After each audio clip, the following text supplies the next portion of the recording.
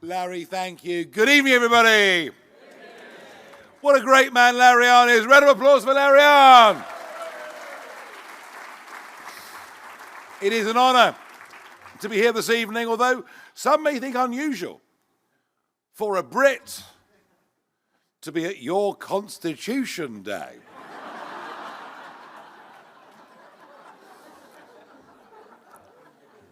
Relations back then were somewhat frosty. King George III was not making a very good job of it. And you became the first Brexit in the world when you left us.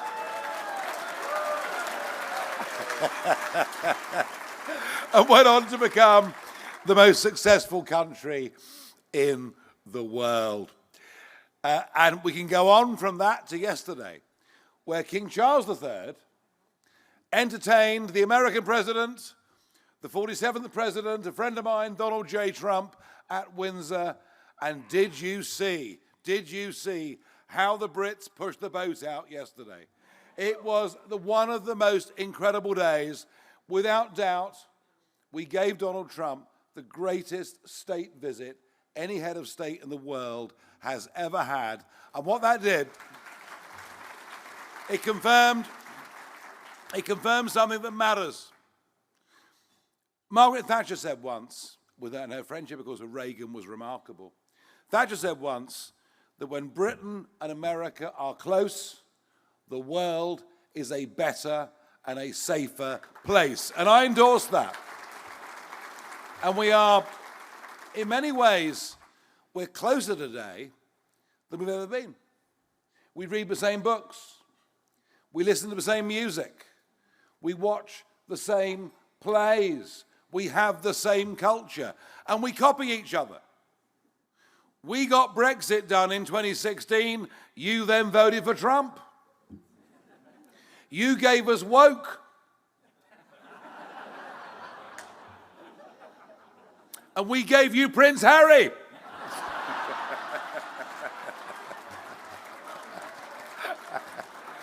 And you can keep him, let me tell you. No, our countries are incredibly close, and it's still a remarkable fact that we are the biggest single foreign investor in America. You're the biggest foreign investor in the United Kingdom.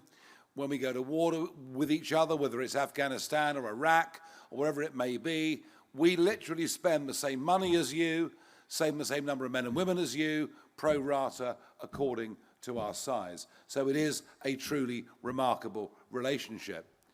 We have had some recent difficulties that American presidents before this one were not perhaps quite as friendly. Obama, Biden, but with Donald Trump, we know there's someone back who actually understands history. And what he said in his speech last night was remarkable, that the British Empire had paved the way for Christianity, for the rule of law across so much of the world. Donald Trump was telling us not to be ashamed of our history, not to be ashamed of our past, and yet the universities, the colleges, through your country and mine, are poisoning the minds of young people, telling them that we should all be ashamed of who we are and what we are and our past. And that is why, and I've been to the campus, Larry, you invited me some years ago, and I'm proud to be here. That is why organizations like Hillsdale matter so very much indeed. This is the fight back against all of that. And I want to say to you, your success, Larry, and all the team, your success, not just with your campus, but the way you've now embraced the online world, reaching out to millions and millions of people. And I want to say this, and I mean this. I will help Hillsdale in the United Kingdom garner hundreds of thousands, if not millions, of young people to your online courses. I make that commitment tonight to you here in this very hall. And I'll do that.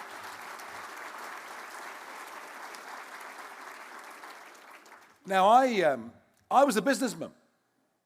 I worked for Drexel Burnham Lambert back in the 1980s. Always gets a few murmurs, that one. I then worked for a firm called Revco, who were a Chicago-based firm. So I spent 20 years of my life working for American companies. I got into politics by accident. I'd never planned to, I'd never intended to, but I did it because I believed in one very, very important basic thing. The concept of the nation state. The concept that the nation state has its sovereignty, makes its laws, controls its borders. And why do we have nation states? Well, because they're an extension of family. They're something we feel a part of. They're something we're prepared to pay our taxes to. They're something that in times of crisis will even put on uniform to go out and defend. Mankind has for 2 million years been tribal. The nation state is an extension of that wanting to belong to something. And what I saw in my country with the development of this European Union was that we should give away the ability to govern ourselves to a bunch of bureaucrats based in Brussels who would decide what was best for them and at the behest of giant multinational companies. And there was I, age 29, deciding every UK political party is wrong. Every big business is wrong. Every newspaper is wrong. Every broadcaster is wrong. They're all wrong apart from me. And so I talk about populism. I mean, the Tea Party are beginners compared to me. This is all back in the early 90s. And so I sort of launched this one-man crusade to regain British national sovereignty. And it didn't take long before I became one of the greatest joke figures that had been seen for many centuries. Sort of classic byline, Farage cuts a sad, desperate, lonely figure. Well, they might have been right, I don't know. But I just believe so much in a nation state. I just believe so much in the integrity of values, of traditions, of history, of borders, of all the things we'd shared in the past, our triumphs and tragedies. And I just kept on going. And for many years I thought I may become in the end the patron saint of lost causes. And I was cartooned, I was lampooned, but I just kept on going because I had this absolute determination and belief that the world, the Western world, was heading in the wrong place. We'd lost sight of the fact that everything that we value, everything that we are, is based on our Judeo-Christian culture and traditions. Everything. We'd forgotten the sacrifices of those that had gone before in world wars so that we could be free. We'd seen cancel culture emerge, where someone says on the left, I not only disagree with what you say, but I'm going to ban you and stop you from saying it. And that is why I think Charlie Kirk was such an extraordinary figure. Now, like Larry, Larry met him when he was 19. I met Charlie when he was 21. I spoke at Turning Point events in Florida. I spoke at Turning Point events out in Utah, out in Arizona. I spoke at the foundational Turning Point event in London. I appeared regularly on Charlie's show. He was a friend. I admired him. But the great joy of Charlie is that he would debate with anybody. Come on the Charlie show with a different point of view. Argue your case. Have a counter-argument made. But at all times, Charlie would treat you with respect. And here is something, folks, that is fundamentally important. And I know that in America as in my country, the partisanship in politics is unlike anything we've seen in our lifetimes. The left want to silence us. The left believe they're better human beings than we are, and therefore should be silenced. We generally think the left are a bit kooky, but we must learn more and more and more. If the assassination of Charlie Kirk is to be worth anything, it's to learn that freedom, liberty, democracy, that this is an area, a space in which we listen with respect to those who have different viewpoints to us. Anyone online that says Kirk's death must be avenged is wrong. Kirk's death must be used as a means for us to promote the idea that we debate freely, civilly, with respect for each other in society. And I think, actually, that Kirk's death will lead to many millions more young people actually looking, examining, and thinking about the arguments. And in some ways, it's a horrible thing to say about a friend that's been killed in this ghastly, brutal way.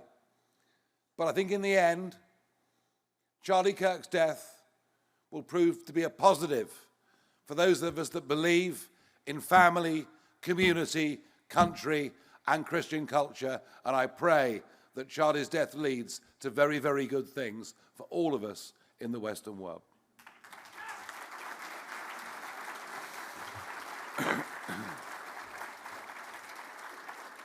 I sadly won't be there on Sunday at the funeral because it's my mum's 85th birthday. And I think just sometimes you've got to put, it's very difficult in public life because your time is absorbed and consumed by so many different things. But just occasionally, I think to be with Mum, to be with her 15 grandkids, her 12 great-grandkids, and just sometimes, maybe all of us, whether we're in politics or business or busy with our lives, do you know what? Maybe all of us need to give our families just a little bit more time, and I think let them feel that very, very strongly. Now, politics is changing. Politics is changing. The cowardice of the country club Republicans in America. Are you a member? And the sheer absolute gutlessness of the so-called British Conservative Party. I must say, he is a member.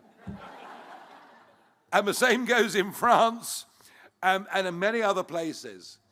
There's a new politics that's coming through. And that's why I, the warrior that fought what we now know as Brexit for 25 years, that lonely battle, in the end, I was joined by other people. And we got a referendum. And we won the referendum. And what joy it was to turn up at the European Parliament 2 days later. And I walked in very modestly.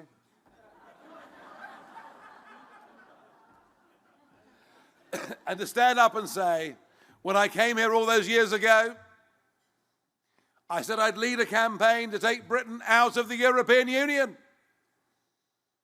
And you all laughed at me. Well, I said, you're not laughing now, are you? And that was a magic moment for me. A magic moment. But once we'd left the EU, although we hadn't left it properly, as Larry touched on earlier, I went into retirement. I thought, well, I'm done. I'm done. It's time to do other things. So I took up a career in TV journalism, presenting an evening show, The Farage Show, which went so well that I actually won News Presenter of the Year in Britain 2 years running. How about that? Oh, and I nearly forgot. I was making money again for the first time in 20 years as well. Because there's no money in politics unless you're corrupt. Which many have been, but I'm not. 15 months ago, facing a general election in what was probably the toughest decision of my life, because I just turned 60, I had a successful media career, my first 2 grandkids had been born, I was in reasonable health, life was going well, I had a degree of privacy. I decided to throw myself back 50 months ago into the maelstrom of British politics. And I can scarcely believe, 15 months on, that Reform UK, an outsider party, not the Conservative Party, not the Labour Party, who've governed our country since the First World War, that as of tonight's opinion poll, we are now 18 points in the lead in the British system. It's unbelievable. It's almost unbelievable. But we are going to go on and win the next general election. And we'll do it recognizing that everything we value is under threat. Everything from our Christian Judeo roots that I discussed earlier, through to basic civility, through to the education system, through to even being able to feel safe walking on our streets.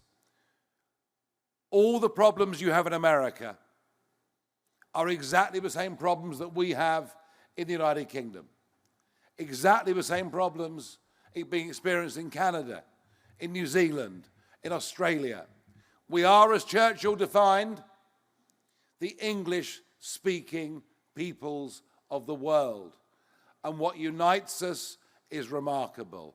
And it's beautiful to be here, once again, with Hillsdale, where Larry, of course, being the great scholar, but where you celebrate that amazing, remarkable Brit with his American mum, Winston Churchill, and all that he stood for. Courage, integrity, bravery, refusing to be cowed and bowed. And I've got one big boast for you tonight. It's a big one. I'm very proud of it. In November 2016, Donald Trump won the US presidential election. 2 days later, I was there in Trump Tower, and I suggested to him, wouldn't it be a good idea if Churchill's bust was put back into the Oval Office? And he did it, and I helped that to happen, and I'm very proud of that. I'm very, very proud of that. And now we have an American president with a Scottish mum. You see, when our countries are close to each other, the world is indeed a better and a safer place. And I must say, I'm also very impressed by J.D. Vance. Very, very impressed by J.D. Vance. I've known J.D. since 2012. I think in the past, vice presidents in America were never taken very seriously, but now they are. And this political revolution, this fight back against negative progressivism, this fight back against the idea that somehow being a man or being a woman is fluid.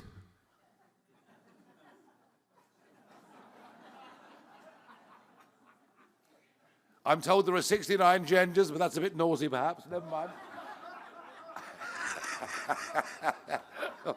Well, I can't behave completely, can I? I mean, this almost sickness. Do you know what I mean? Sickness that is going through our society. And I think what we're living through now is the common sense majority of fighting back. They fought back in America. They're fighting back in Britain. They're beginning to fight back across the rest of Europe as well. And however depressed you get about the situation, never get too down. I grew up in mid-70s Britain with inflation at 30%, with left-wing trade unions in charge, with a 3-day working week, with the lights going out every night. because there wasn't enough coal to give us electricity. I mean, it looked like the end of times. Then along came a brave woman, a modern-day Boadicea. And within 6 or 7 years of Margaret Thatcher becoming Prime Minister, London was the epicenter for investment from America, Japan, France, the rest of the world. London was booming. I was there in my mid-20s. Got to tell you, life was pretty good. No more on that, I promise. And the same in New York. I said to you earlier, I worked for Drexel. In the late 80s in New York, you went out for dinner, you didn't leave the restaurant until you could see the taxi driver who waved at you, so you ran across the street for fear of being mugged, or worse. So desperate had New York become. And along came a man, Rudy Giuliani, who transformed New York with leadership and courage and conviction and believing in the right things. And it's a remarkable thing.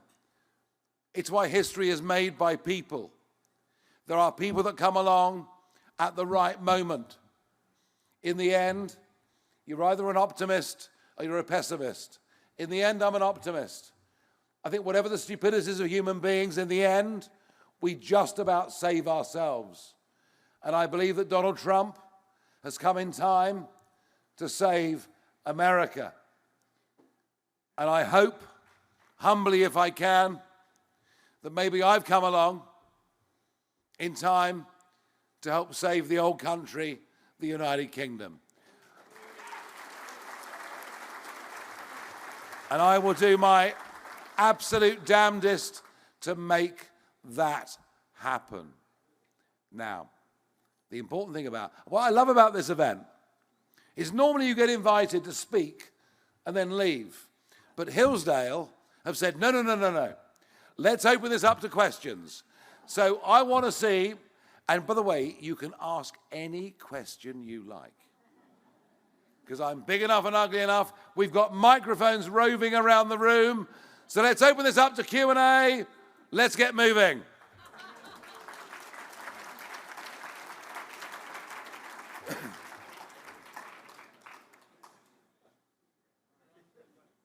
Where are we starting, guys? There's the hands up everywhere.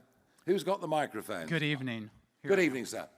One of the things that we've really noticed is free speech, even thoughts and silent prayer and that kind of thing. What do you think is the way to fix that?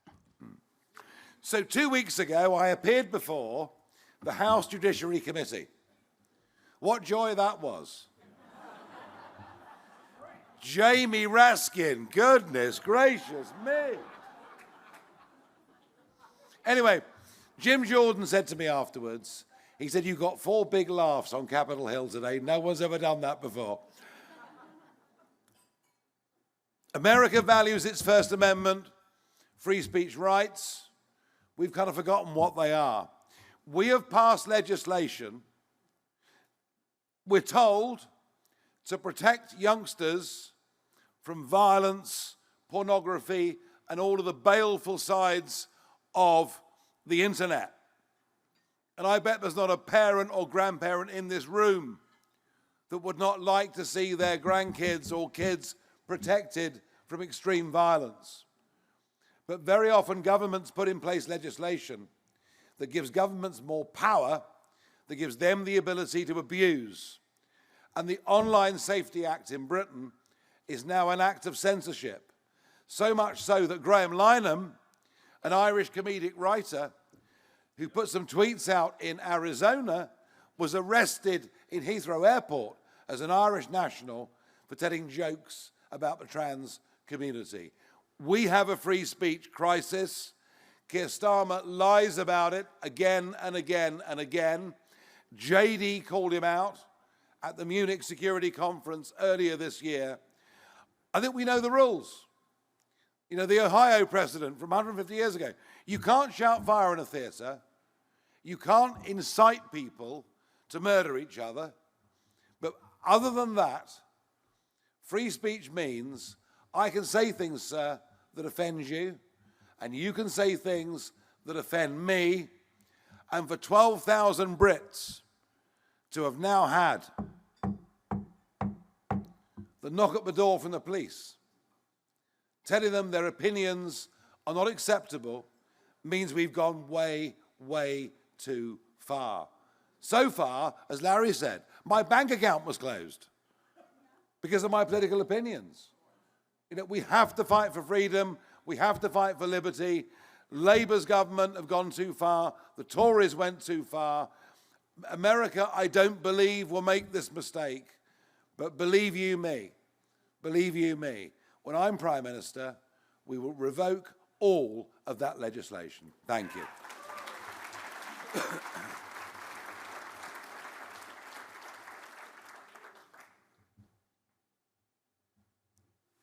We're over here somewhere. Hello, Mr. Farage. Michael Lucchese, I'm a 2018 alum of the college.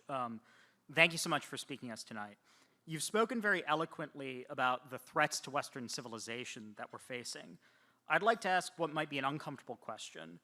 In the spirit of Charlie Kirk's inquisitive spirit, does Vladimir Putin's Russia constitute a threat, a civilizational threat to the West? And if so, how can we defend freedom against it? Thank you. Thank you. Well, look, I mean, I was the one person that predicted the Ukraine war. I did it in 2014 in a speech in the European Parliament. And I made it clear that and Kissinger was on this too, much earlier than me, the ever eastward expansion of NATO and the European Union gave the Russian president a casus belli with his own people, was a gigantic strategic mistake, and frankly, Clinton was the one that started all of this. Huge mistake. But none of that justifies Putin's behavior. And let's be frank, Donald Trump genuinely thought he would get a rational-minded Putin to the table with the Ukrainians and end a war that is now had well over 1 million battle casualties. I mean, this is like the First World War. This is barbed wire, trenches, artillery shells, infantry attacks, drones, the only difference between now and the massacre that was happening in France 106, 107 years ago. But I think what we've seen, sir, and I think to the huge surprise of Trump, is that Putin, we can see clearly, is not prepared to sit round the table and negotiate reasonably.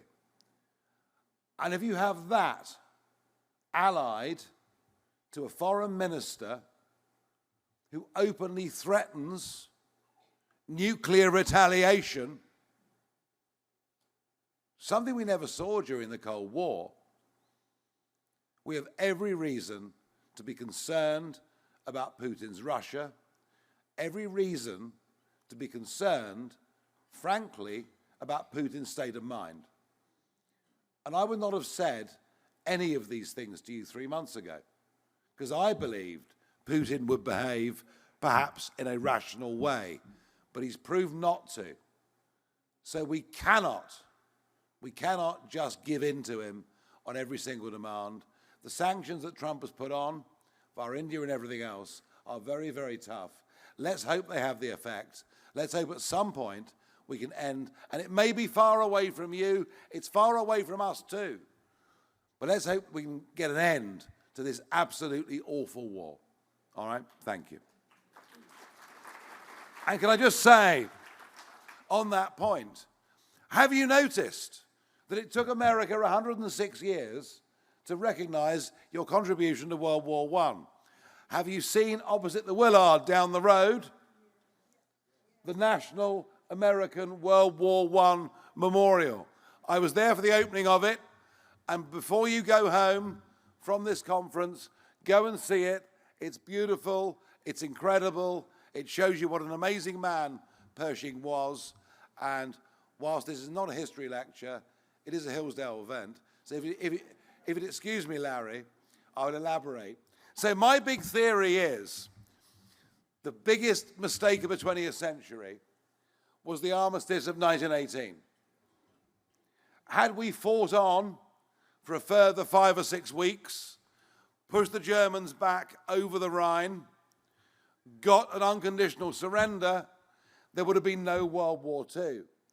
As it was, when Hitler launched the Beer-Hall Putsch in 1923, who was marching at the head of the column, wearing his uniform, Field Marshal Ludendorff, who said, "My undefeated army," who was stabbed in the back by the politicians in Berlin.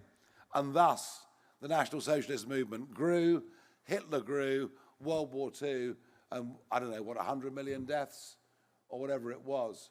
And one of the reasons you should go and visit the memorial that is not more than 200 yards away from this ballroom is that one man saw it, and one man only, and that was Jack Pershing, who wrote in his diary on the morning of the 11th of November, 1918, "I fear we are making a terrible mistake. We'll all be back here in 20 years. There you are. Go and look at it. Sorry for the lecture, I couldn't help it. Right, we'll move on. I love history, I can't help it. Who we got next? Question. Hello. Question to the speakers, right? Yes, hello. Thank you, Nigel, for coming tonight. Thank you for what you're doing, continue to do. When you're elected, I love the positivity. when you're elected, do you see a path with sufficient support of your colleagues in the parliament to fixing this immigration problem you have? Wow. Well, Thank you. You know, I have been warning for over 20 years that if we have mass uncontrolled immigration, it will fundamentally change the shape and nature of our country, its culture, and its community. Immigration works with assimilation. It's been the American success story, isn't it? You really think about America, Ellis Island, etc., different communities coming in, maybe having their own private observance, but becoming Americans, becoming proud to be Americans. And we've had a mass influx of people who hate us. I mean, and I think America's got a bit of it now too. For us, 5 years ago, I went out into the English Channel, hiring a boat, filming the dinghies of the young men from the Middle East coming into Britain. And I mean, I alone popularized the issue, saying this will be a disaster. Now 180,000 young men have crossed the English Channel. That number may be small compared to what was happening here on the southern border. But I think Trump saying, "I'll stop the southern border," helped win him the election. And boy, isn't he doing well? Incredible. Incredible. I will do the same. When I'm Prime Minister, we will anyone that comes illegally will never be allowed to stay. End of. That on its own will win us the next election. I promise you. I promise you. I promise you. Right, hands up, microphones. Question to the speaker's left. Yes, hello. Mr. Farage, I'm real curious about your opinion with respect to the impact that BRICS will have on the world economy and what it's done to the strength of the U.S. dollar as the currency. Well, the US dollar is down about 15% this year, which for most governments would be considered to be a bad thing. Trump thinks it's a good thing because it helps American exports. Trump has always taken a contrary view on this. Look, you know, a fall of 15% is not exactly a catastrophe. I wouldn't worry about it. I'll tell you what worries me. What worries me is the growing alliance against us. China, or should I say China, sorry. That's what he says, isn't it? I love it when he says China. It's amazing.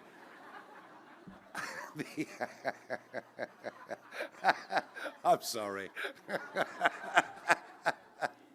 So, let's start again, shall we? China and Russia, of course, closer now than they ever were before. South Africa, very much with that group. India, which has been teetering, but now appearing to be with that group. North Korea, with that group. I'm very worried that there is now a major alliance around the world building up against our fundamental values and interests. So I'm deeply concerned about it. I'm concerned about it for economic reasons. You know, Trump is obviously playing the tariff game and doing what he can with that. We've got problems. We've got real problems. Our own decadence, our own laziness, our own loss of values, our own massive growth of the welfare state, and the encouragement of people not to work and not be productive is opening up the door for communist China and its newfound allies. And I can't, sir, pretend to have a perfect answer for you, other than to say that part of what Trump is trying to do, part of what I'm trying to do, part of what this pushback against progressivism is about, is to make sure the West is strong enough to defend itself against any challenge that comes. And that includes having strong, up-to-date military forces. We in this room have lived through a relatively extraordinary period of lives without war. You know? Just think of all of us in this room. Unless we've been in the military, we've not been called up to fight in grand wars. The history of mankind, sadly, is that these things happen. But that the stronger you are, and the more of a threat you are, the less likely it is you're going to be confronted. I was asked a question by a gentleman there earlier about whether Putin posed us a threat. And I answered it by saying he's a bad dude and he's proved it. I didn't go on to say that he was a genuine threat to us. China potentially is a very major threat to everything we value and everything we hold dear. And we have to be resolute and firm and ready to do whatever has to be done to prevent them from feeling we're weak and trying to take advantage of us. Thank you very much indeed. Okay, where are we going next?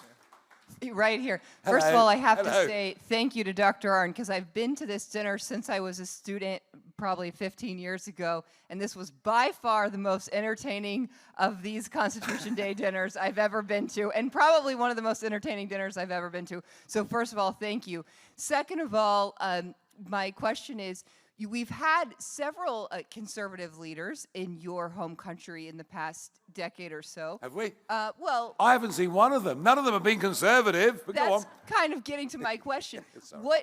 But the problem is that even when they've been in office, they haven't quite necessarily seized the opportunity in the way that Margaret Thatcher did or Winston Churchill. What does need to be done differently when you and others like you are in power? Look, the Conservative Party have been around for 200 years. They are arguably one of the most successful political parties in the history of Western society. They have now broken trust, betrayed trust with the British public on an epic scale. And I, having walked away in 2019, let Boris have his big victory, I've now come back. Not only is trust broken in that party, but I'm a public figure. I've been around for 30 years. Everyone knows me. I'm not famous, I'm infamous. And people either love me or hate me. But now there's a load in the middle saying, do you know what? That Farage bloke was right. He was right when he warned us. The Conservative Party are toast. They have no chance of winning the next general election. None whatsoever. We are the only, and I know it seems extraordinary in historical terms, it's rather like Ross Perot becoming president and not just getting 17% or whatever he got. That is what we're doing right now. And it is extraordinary because it's never been done before. It's never happened in the whole history of our system. I would answer you by saying, Conservative leader after Conservative leader have told the British public what they thought the British public wanted to hear without ever having the courage or the cojones to ever even consider delivering on it. And I am very, very different to that. I'm not doing this for a career. I don't need this. I'm doing this because I want to change our country. I want to turn it round. I want to deliver. An increasing number of people believe I'm the answer to that and not the washed out, old, useless Tory party. There we are.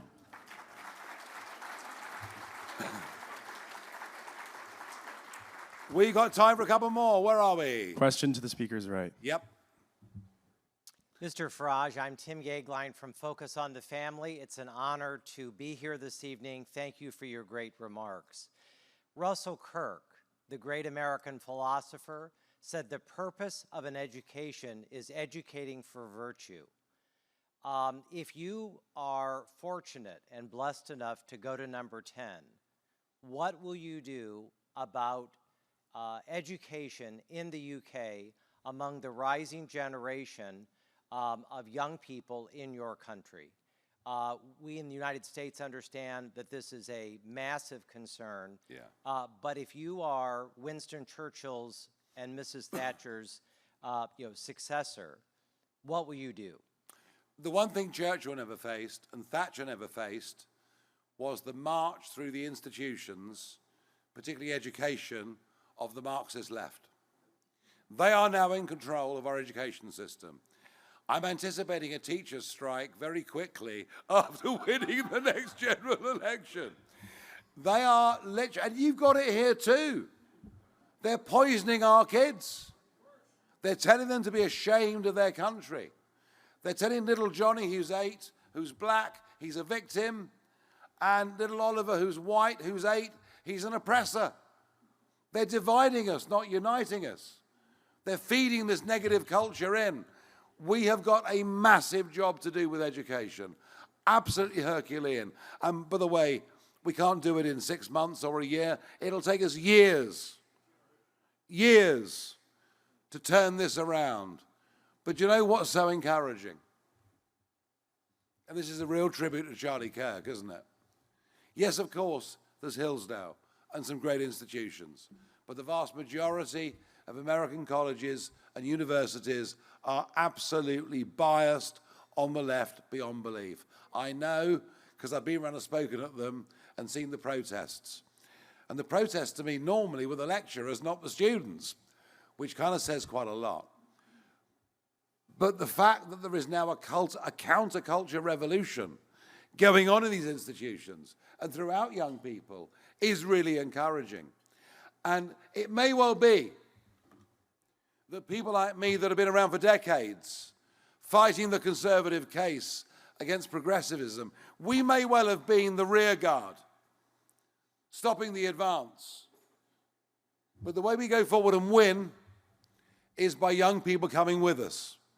And despite what's going on, there is much to be encouraged by the new Gen Z, almost revolution that's going on, compared to our millennials, most of whom are beyond hope. So yes, I know I've got a daughter like that. It's absolutely hopeless, but absolutely hopeless.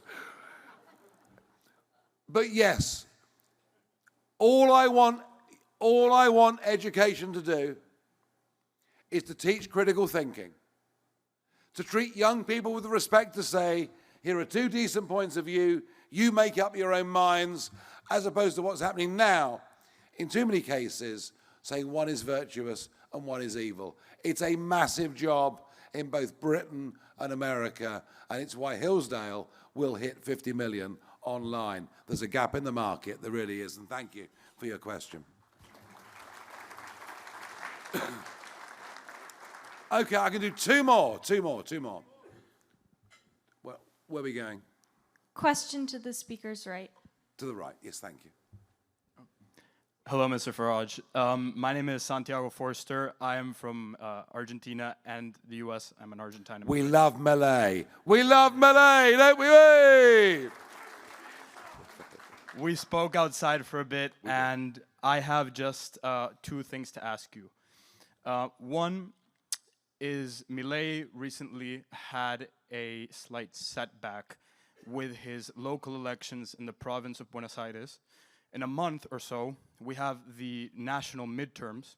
So I'd just ask you what your, if you have any words of encouragement or advice for President Milei leading up to the midterms. And the following thing is, you, when you're in office, how would you use your political capital in your first few years? Well, look, Milei's been amazing. I think what he's done has been incredible. He's begun to turn Argentina around from being a basket case for 100 years. My advice to him would be move your sister as far away from public view as you possibly can, because she's been rather like our Prince Andrew, but enough of that. Oh dear. Yeah, I mean, if you thought Harry was a problem, Andrew's a real problem. Yeah, no, and you know what? As we said in the previous answer, these huge political turnarounds, cultural turnarounds, they don't. It doesn't happen in 6 months. You know, Thatcher had some really tough periods for years before it began to kick in. It's not easy. Reagan had his difficult periods until things, I mean, very difficult periods until things started to work. So, you know, Milei must just ride the midterms, but stick to the same course. That would be my advice to him. Stick to the same course. Famous speech of Margaret Thatcher's in 1981, Conservative Party conference, everyone saying she must change policies, and she said, U-turn if you want to. The ladies not for turning. And, you know, it was really powerful stuff. So we must follow the same principles. We must follow the same principles. You know, if you have a philosophy, you know where you're going, you might have to change course ever so slightly, but you need to know in politics and in life, I think, what the destination is, what the goal is. Milei does, and we will too. One more question. Question to the speaker's right. This will be our final question. Okay, fine. I'm sorry about that, because we could go on for hours, couldn't we? But yeah. Sir. Thank you, Mr. Farage, for cheerful comments. Thinking about our nation's relationship historically, for our bicentennial in 1976, your nation gave this one a copy of the Magna Carta. I saw it today in the Capitol. It has these intricate ornamentations like sun and moon, Adam and Eve, tree of life and serpent. So for our 250th next year, our semi-quincentennial, what are your thoughts on the kind of gift you could give us? Well,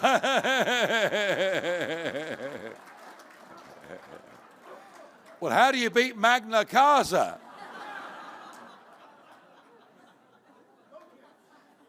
Do you know the best gift we could give you? Genuine friendship, genuine loyalty, genuine trust, and an understanding that our two nations, our two amazing nations, different but so similar in other ways, will stand together and fight for liberty, free speech, democracy, for us and around the rest of the world. And that matters more than any material gift. Thank you very much. Now, ladies and gentlemen, I have to go back to England. I'm on the last flight, but thank you very much indeed, everybody. Thank you, Larry, thank you. Thank you very much, thank you.